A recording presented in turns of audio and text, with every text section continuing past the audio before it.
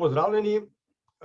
Potem, ko smo leta 2021 obeležili 80. obletnico začetka druge svetovne vojne in smo ob tem posneli tudi nekaj pogovorov, ki jih lahko ogledate si na našem YouTubeu, bomo v letu 2022 seveda slavili zopet neke obletnice okrogle, seveda 80-letnice. Med njimi je letos Dražgoška bitka. Njena obletnica bo v začetku januarja in danes se o tem dogodku, o tej obletnici, o tem obeleževanju pogovarjam z Martinom Premkom in pa Božom Repetom. Morda za začetek pa morda gospod Martin, kako je pravzaprav prišlo do tako razbohotenega, živahnega upora na Gorenjskem, predvsem v Poljanski dolini, recimo tam konec leta 1941, glede na to, da seveda gre za Rajh in pa še celo za mejno območje, k čemur se bomo še malo kasneje vrnili. Kaj je pravzaprav sprožilo to široko osvobodilno gibanje na tistem prostoru konec leta 1941? Lep pozdrav najprej. Pravzaprav je ta začetek nastanka osvobojenega ozemlja, začetek je že v bistvu na posvetovanju v Stolicah, kjer so bili tudi poveljniki takratnega partizanskega gibanja, Miha Marinko, Franc Leskovšek Luka, ki je bil takrat poveljnik glavnega štaba, in Edvard Kardelj. Takrat so oni pravzaprav že dobili ukaz, da morajo v Sloveniji začeti osvobajati ozemlja, kajti to je bilo čas Užiške republike, to je bil čas osvobojenih ozemelj v Srbiji in v Bosni, edino v Sloveniji še ni bilo v bistvu takega večjega osvobojenega ozemlja. In tam so že dobili pravzaprav ukaz, da je treba tudi v Sloveniji nekaj narediti, osvoboditi ozemlje. Oni, potem, ko so se vrnili, so to aktivno začeli delati že v oktobra 1941. Glavnino tega osvobojenega ozemlja so predvideli za Gorenjsko, ne samo za Poljansko Stajo, tudi za Jeseniško, za Bohinjsko dolino, za Jeseniško dolino, za Gornjesavsko dolino. Ne nazadnje zaradi tega, ker pravzaprav je jeseni 1941 obstajal oziroma deloval uspešno samo še en bataljon, Cankarjev bataljon, vsi ostali so bili v bistvu v spopadih uničeni, in tako da so zato se potem odločili, da bo ta glavnina ostaje na Gorenjskem, tudi zaradi tega, ker je bila tam organizirana komunistična partija, industrijska središča. Potem, ko se je pa začela vstaja, je bil pa tukaj še en pomemben dejavnik, da se je začela decembra ravno.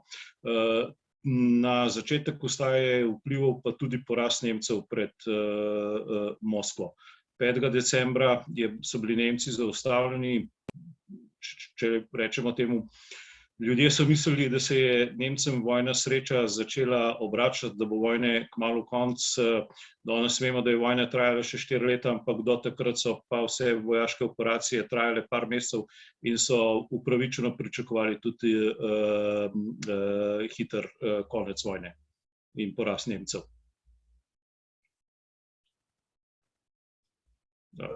Zakaj so se Nemci odločili popolnoma uničiti partizanske skupine? To med drugim njihovo zagnanost, če smemo temu tako reči, utemeljujemo tudi lahko z nesorazmernim številom enot, ki so jih Nemci poslali proti partizanskim silam, recimo tam v Poljansko dolino.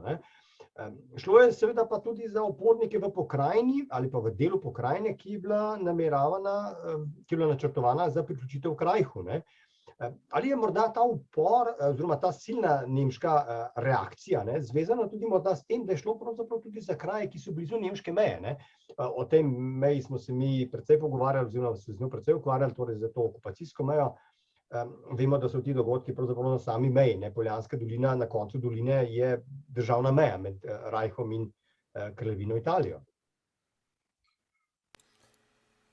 Ja, torej ta zadeva ima širše dimenzije.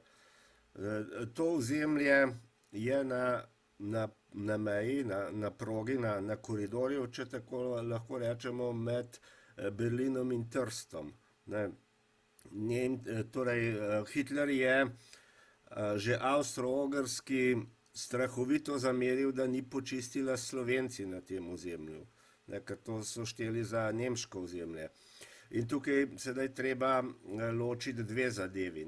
Eno so, da tako rečem, veliko nemški načrti, ki so zajemali to ozemlje. Hoteli so pač tudi severni del Jadrana.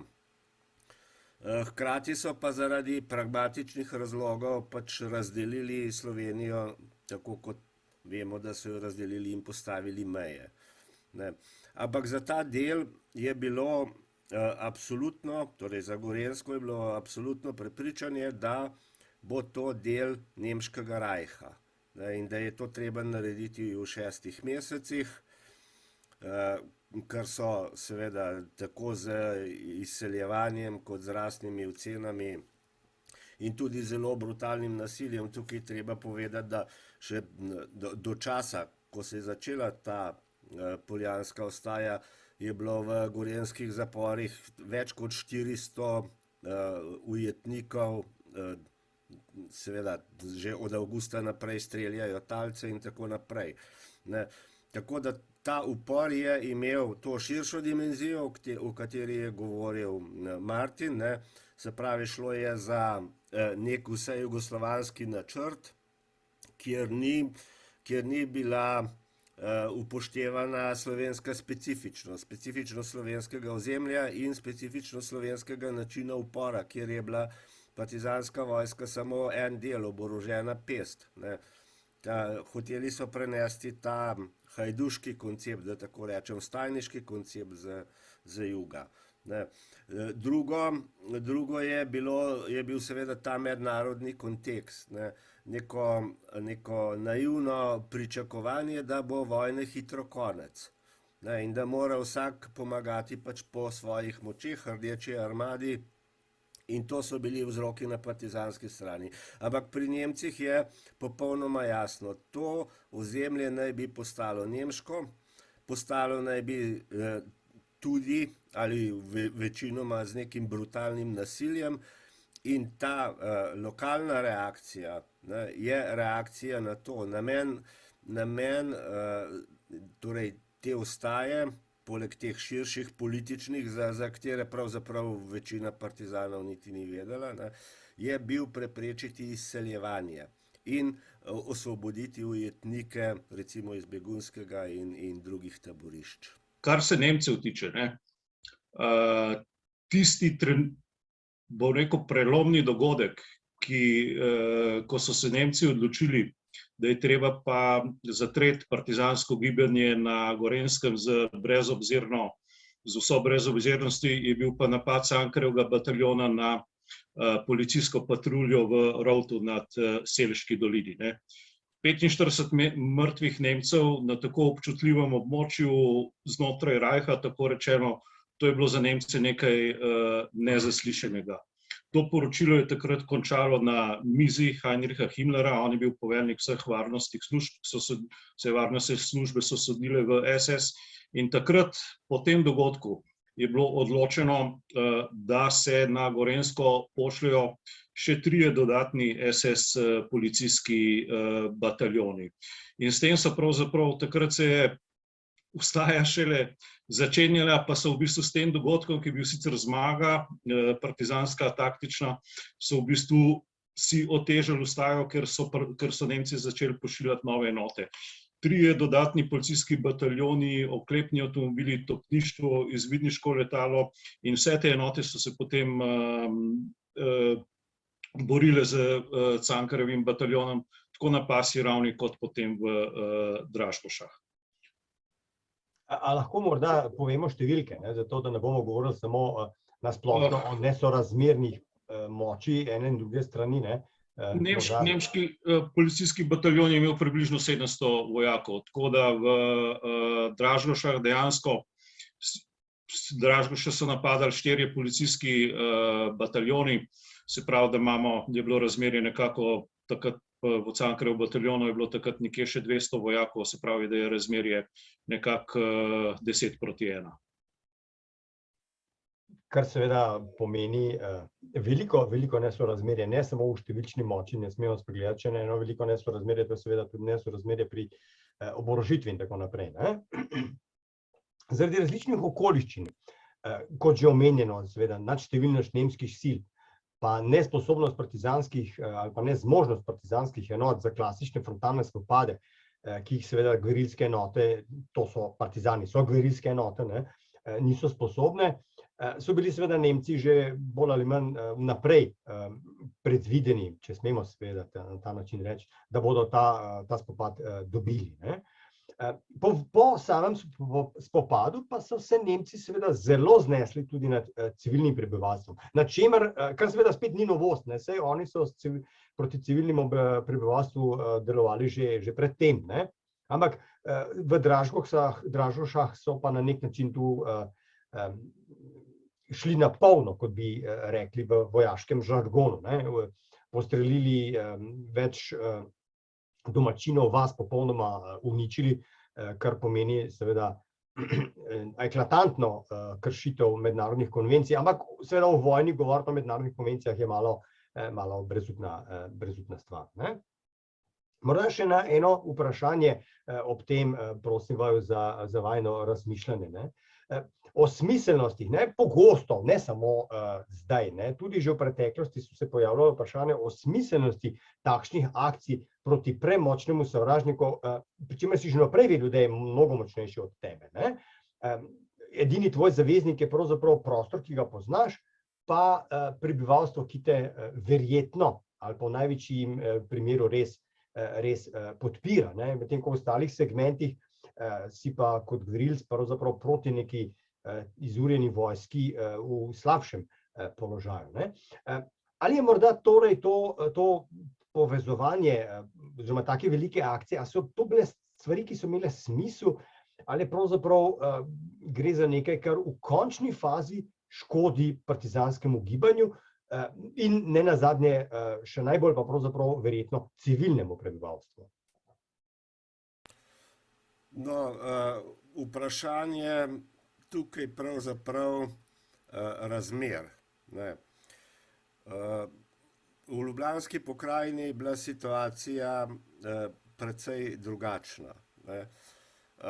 Jaz bom tukaj spomnil recimo na Lojzeta Udeta. On je napisal eno knjigo, Lojze Ude je bil krščanski socialist, zelo kritičen do Osvobodilne fronte in do njenega načina boja, ampak je šel na koncu v partizane, kot vemo. In tam že v 90-ih letih, leta 1994, je išla ena njegova knjiga Moje mnenje o položaju. On je spomladi 1942 na izkušnjah Dražgoške bitke, ali tudi na izkušnjah Dražgoške bitke, analiziral situacijo. In on je tam v bistvu postavil stvari nekako takole. Do partizanske strani je bil kritičen zato, ker naj bi, in tudi do Dražgoške bitke, ker naj bi torej bil to nek zunanji vpliv, ker so Slovenci nekako skušali slediti ciljem Sovjetske zveze in preveč ubogali jugoslovansko vodstvo. Torej, to, da se zelo poudarja slovensko samobitnost tudi v odnosu do Jugoslavije, je pravzaprav tipično za partizansko gibanje. No, ampak on je rekel tudi to, da ima slovenski narod pravico do življenja. Ampak ne samo pravico do življenja, ima tudi dolžnost, da se bori proti fašizmu in nacizmu. In tukaj zanimivo, on pravi, ne glede na to, ali ta neposredno ogroža Slovence. To je bila mišljena Ljubljanska pokrajina, kjer je bilo stanje drugačno. In mišljena je bila politika meščanskih strank. Ampak on vidi, in to je ta, bom rekel, moment, ki je tukaj, on vidi v preseljevanju, v tem nemškem nasilju, ubijanje narodnega telesa. In zato je videl, da se, torej je ocenil, da se je treba boriti za to, da se to prepreči, da se odloži ali prepreči preselitve. Ne. Sam natančno takrat ni vedel, kako pravzaprav je mogoče to narediti, da se izogneš, to, kar je pravzaprav temeljno vprašanje, kako se izogniti represiji. Ne. Ker treba je nekaj vedeti.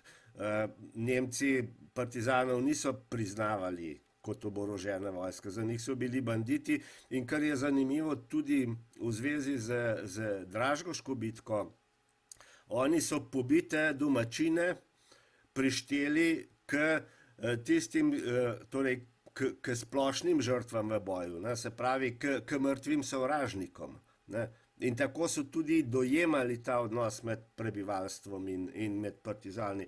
No in kar zadeva, seveda domačini v Dražgošah niso mogli kaj dosti vplivati na to, ali bodo partizani pač v tej točki zbrali vas za neko svojo uporno točko, ampak treba je reči, da je en velik del vasi tudi potem še podpiral partizansko gibanje. Ne. Če imam prav spominu, je tam nekje od 400 prebivalcev, jih je 80 šlo v partizane. Ne.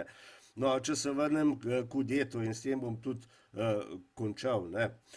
On pravi, če je usoda slovenskih kmetov lakota, demoralizacija, smrt v Nemčiji, potem je bolje, da ostanejo, da se borijo in da njihovi grobovi ostanejo na Slovenskem.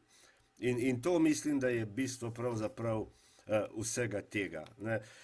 Taki boji, taka razmerja, tak obračun z civilnim prebivalstvom je značilen bolj ali manj za vse okupacijske vojske. Ne.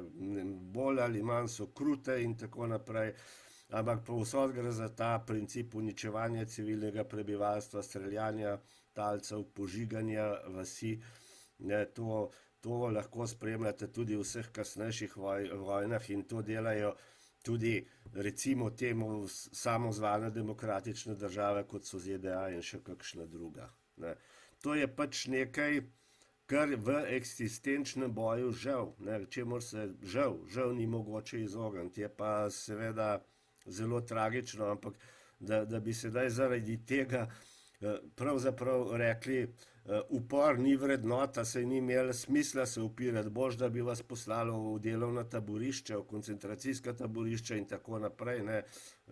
Mislim, da je to pravzaprav neka absurdna in povsem izven zgodovinskega časa teza, ki pa se ponavlja ves čas. Ne. To je ravno v zvezi z Dražgošami, ki so pravzaprav največji simbol odpora. Kljub vsem napakam, kljub temu kontekstu in tako naprej, je to, mislim, da je Ferenc enkrat, torej Tone Ferenc, ne, je napisal, da je to največji vojaški dogodek v evropskem odporniškem gibanju na interesnem območju nemškega rajha, ne, v tistem času.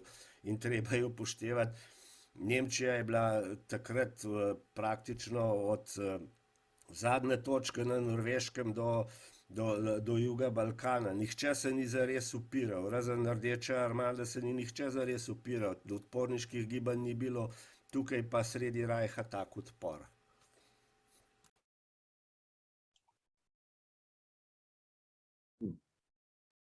Ja, jaz lahko nadaljujem samo to majčkeno tudi provokativno, ampak zakaj tisti, ki krivijo partizane, da so krivi za to, da so Nemci požgali Dražgoše, zakaj potem ne krivijo tudi teritorialne obrambe, da je JNA razrušila Gornjo Radgono, pa da je bilo tudi tam mrtvih par civilistov, a to pa ni teritorialna obramba kriva, koliko so partizani za Dražgoše, ne.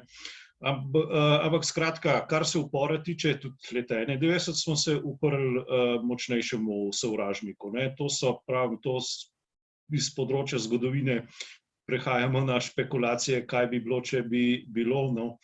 Ampak skratka, žal pa tako, kot je tudi rekel Božo, ne, V vsaki gverilski vojni se okupacijske sile znašajo nad civilisti, saj Dražgoše niso edini primer, ne v Sloveniji, ne v tujini, pa tudi v kasnejših vojnah, naprimer v vietnamski vojni je umrlo ne vem koliko, več 90% je tam že bilo mrtvih civilistov, ne pa vojakov. No.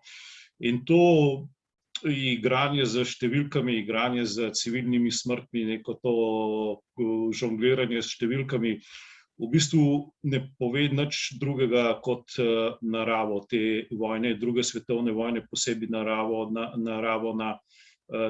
vojne na vzhodu, ki je bila tudi rasna vojna. In tako kot je rekel Božo, no, oni so mrtve civiliste napisali kot mrtve sovražnike in nazadnje, če pogledamo celotno statistiko celotne druge svetovne vojne, se tudi v drugi svetovni vojni je bilo 3/4 žrtev vojne je bilo na strani zaveznikov, predvsem je bilo to Sovjetska zveza, Jugoslavija in Poljska.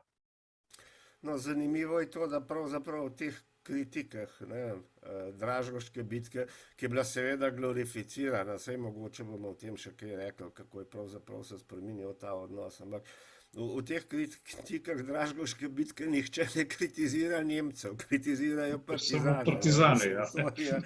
To je res eden od absurdov. Ne. Jaz sem govoril enkrat o Dražgošah v času te enoletne Janševe vlade, ne, in sem bil precej kritičen in tudi seveda temu primerno napadan. No, takrat sem pregledal večino govorov, ki so bili v Dražgošah. Ne.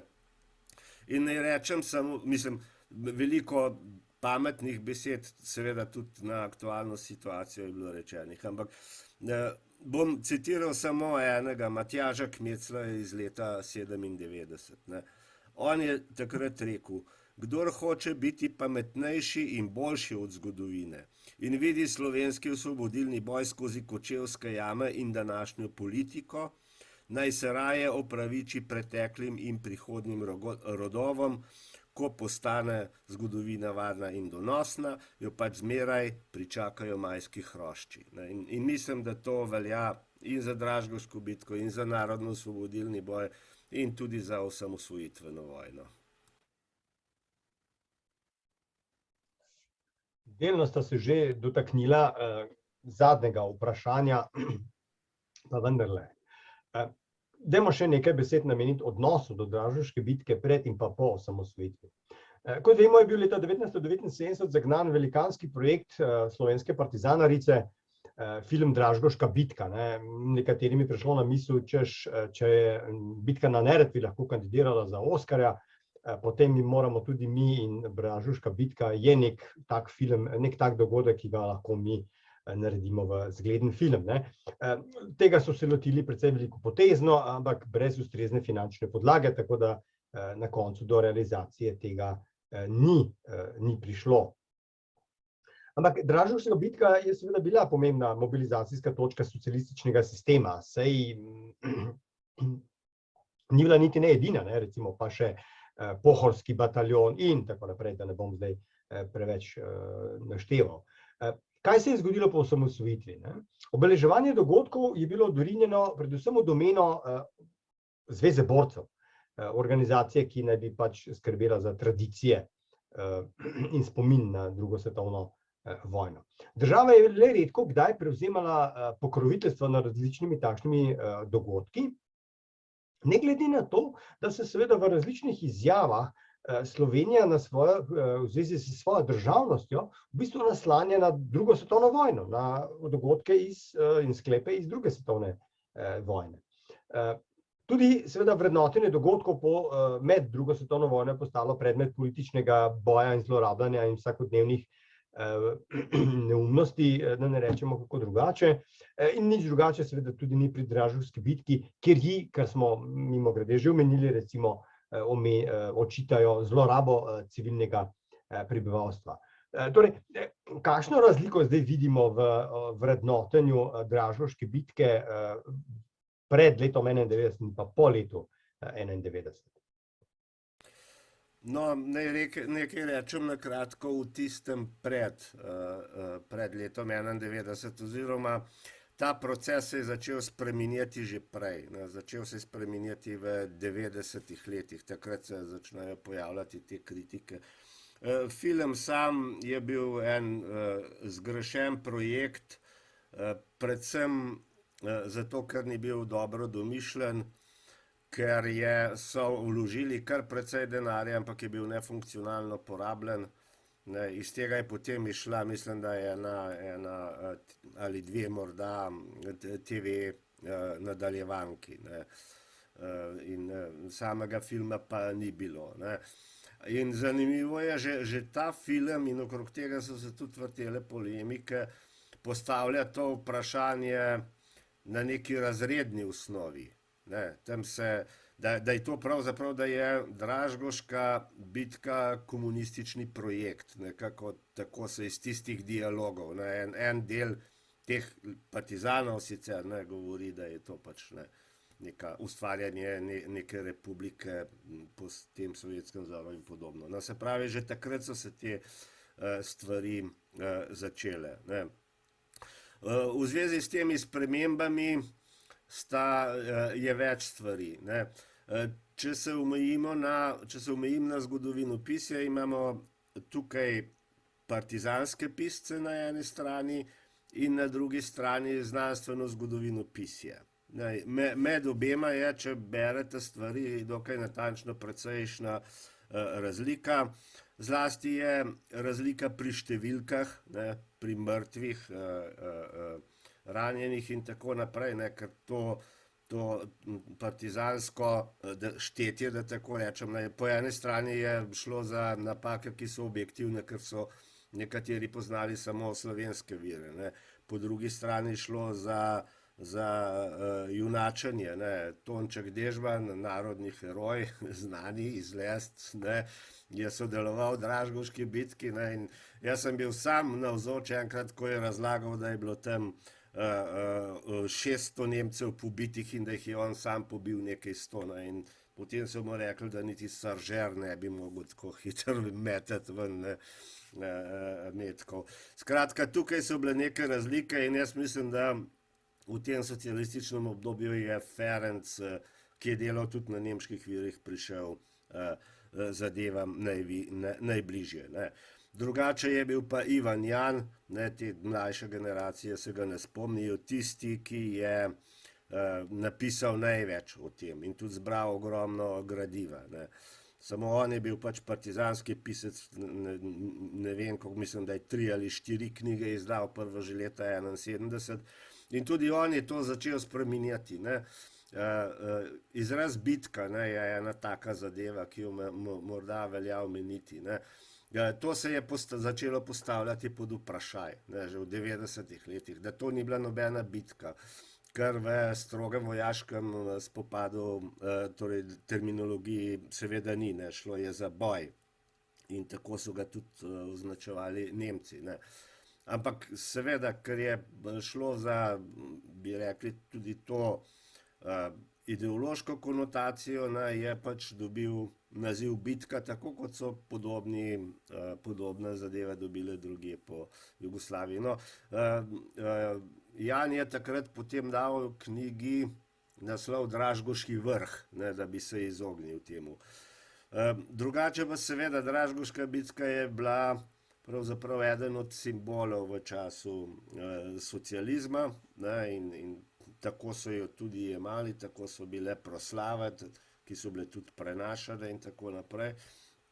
To se je potem začelo spreminjati, ne samo, da se je začel spreminjati odnos države in tudi odnos televizije do tega, ki je začela to vedno manj pokrivati, ne, nacionalne televizije. Zanimiv je tudi odnos strank in to ne velja samo za to Dražgoško bitko in njene obletnice. Ne. Tudi leve stranke so se od tega umikale. Leve, saj v bistvu je bila SD, ne, edina taka, ki se je deklarirala.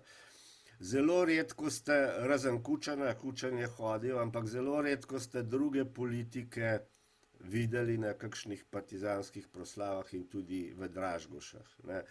Šele ko se je začel ta trend spet obračati, ne, začel se je pa obračati v času prve Janševe vlade 2004-2008 in potem seveda še bolj druge, ko so ljudje vedeli, kam te stvari gredo, ko se je začel ta trend obračati, so politiki spet v tem videli možnost konjunkture, ne, se pravi možnost dobivanja glasov in so hodili na te proslave bolj množično.